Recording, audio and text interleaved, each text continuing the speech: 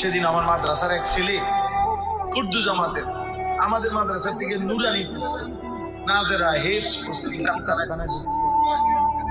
প্রায় 8 বছর ধরে সে পড়ছে বন্ধুদের কোনো আড্ডায়, কোনো কারণে হঠাৎ আজকে 1 মাস শেয়ার করবে না, দুষ্টামি করে বাড়ি বহু কষ্ট করে তার মা আনছে মাদ্রাসা।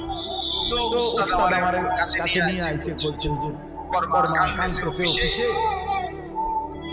খুব কাঁদতেছে মহিলাটা, ছেলেটা মাদ্রাসা পড়বে না কয়। এরপরে আমি আমার এমন মায়া লাগছে মহিলার কান্না শুনে, আমি ওই ছেলের জড়াইয়া ধরে কইলাম ওই যাই